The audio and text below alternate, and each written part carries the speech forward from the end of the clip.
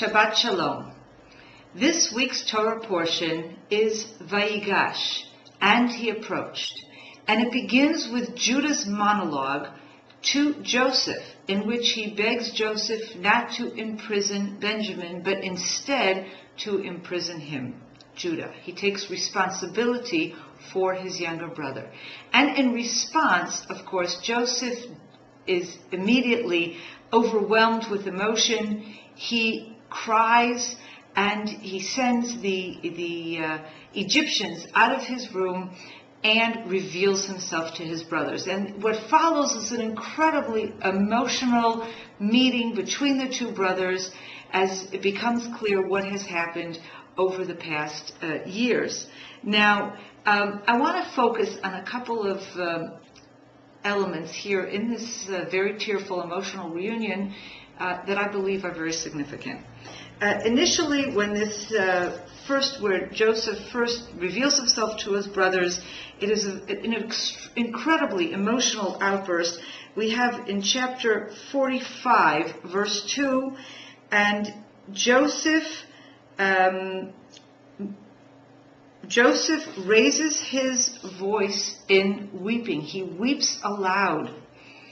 And all of Egypt hears him weeping. This is verse 2. And then he says something very interesting. He sees, of course, that the brothers are very hesitant. They're embarrassed. They know that they did a terrible thing in selling their brother into slavery so many years earlier. And he explains to them, he's trying to comfort them, and he explains to them as follows, and this is verse 5 and then 7. He says, "Now do not be grieved nor angry with yourselves that you sold me here, for God did send me before you for the preservation of life." And then on in verse 7, "And God sent me before you to prepare for you a subsistence in the earth and to save your lives by a great deliverance." Verse 8, "So now it was not you that sent me here, but God." Now this is really an amazing statement on Joseph's part, because in fact it was the brothers who had sold him. But what Joseph is saying here, I believe he is not just trying to calm his brothers down and say, okay, let bygones be bygones. What he is doing is inserting an overwhelming significance into the events as they have taken place until now. And what he is saying is that this is all part of God's plan. That the brothers themselves may have sold him, but they were actually instruments. This is not to abrogate their culpability, by the way, but although Joseph is trying to make them feel better, but I think Joseph is saying something far more significant. He is saying God has a greater plan. And his greater plan was so that the brothers would be able to come to Egypt, that Joseph would be there to look after them during these years of famine. But I believe actually that what he's referring to here goes beyond providing them with food for this current famine. Because if you'll notice the very last few words in verse 7, he says, "To save your lives by a great deliverance." Now those words, great deliverance, I believe, hint at least at a far greater deliverance than giving food during this time of famine. Perhaps it is a hint at that really incredible deliverance that will happen, of course, hundreds of years later when the children of Israel are saved by God and the great exodus takes place from Egypt. And we know, of course, that this actual descent into Egypt by the brothers at this point is what begins the slavery in Egypt that only ends when the exodus takes place in the book of Exodus. That, I think, is very significant. And of course, it all has to do with the weeping between the brothers. Or actually, it's Joseph's weeping. Now, we see a second instance of weeping just following this that is in the meeting between Benjamin and Joseph. And we have in verse 14, "And he fell upon his brother Benjamin's neck and wept, and Benjamin wept upon his neck." Now, I keep thinking every time we think about all this crying and weeping, we have brothers meeting, crying and weeping, hugging, etc., in a previous chapter, and that, of course, is when Jacob first meets up again with his brother Esau. And if you'll recall, we even discussed this at that point, and we noted that the commentaries have questioned to what extent Esau was, and Jacob both actually, were sincere in this hugging, to what extent Esau indeed had forgiven Jacob. And I think it is clear that here the weeping is very genuine, that there's true emotion going on here. And yet, the commentaries on this verse 14 felt it necessary to take this weeping beyond its context. And the Midrash states that as Joseph wept on his brother Benjamin's neck, he was actually weeping for the destruction of the 2 temples in Jerusalem that were in the territory of Benjamin. Benjamin, on the other hand, as he's weeping on the neck of Joseph, is weeping for the temple that will be in Joseph's territory, in other words, the tabernacle at Shiloh.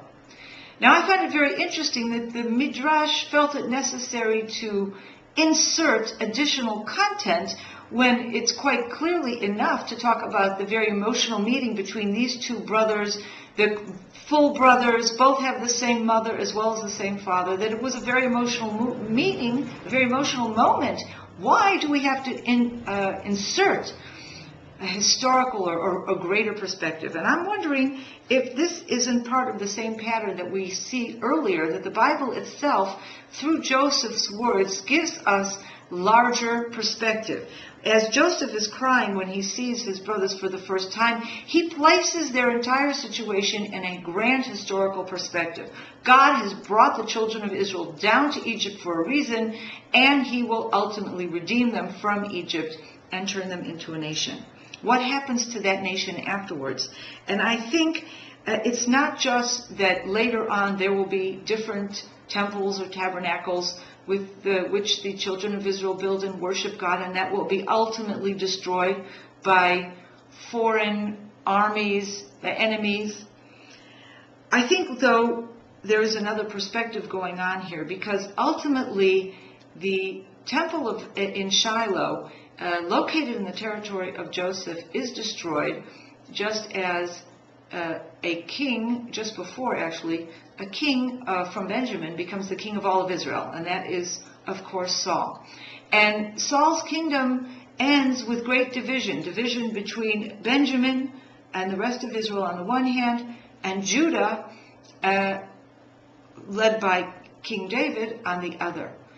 And later on, of course, the Shiloh and the whole area of Joseph's territory is in a completely different kingdom. That becomes the northern kingdom, so that when the temple is destroyed in Judah, the people of the northern kingdom, not only are they not present anymore because they have already been exiled and lost, but this hasn't even been their temple for centuries. Because of the split in the kingdom, the northern tribes ended up worshiping sometimes God and sometimes pagan gods in completely different places, in completely different ways. And so I think that this meeting between Joseph and Benjamin, as close as it is, in its reflection, at least according to the Midrash, on the history, on what comes next, on the future actually, of these 2 tribes, tells us about perhaps a certain fleetingness of this reunion, because at the end of the day, there will be a split. And even Joseph and Benjamin, the 2 full brothers, will not be able to remain together, as Benjamin will ultimately join with Judah and be a part of the kingdom of Judah, where Joseph, on the other hand, will be the primary tribe in the kingdom of Israel. And I think beyond this, there's also significance in the fact that this entire story of a meeting of brothers reads like a romance novel, but in fact, it tells us far more significant things about the choosing of the people of Israel, of God's relationship to the people of Israel, having, as Joseph so puts it so well, brings them to this moment together. It talks about the importance of the unity of the brothers, but at the same time talks about the fragility of that unity, and that unfortunately in the years to come, in the centuries to come, that unity will not always be preserved. Shabbat Shalom from Samaria. Shabbat Shalom, Shabbat Shalom, Shabbat, Shabbat, Shabbat, Shabbat Shalom.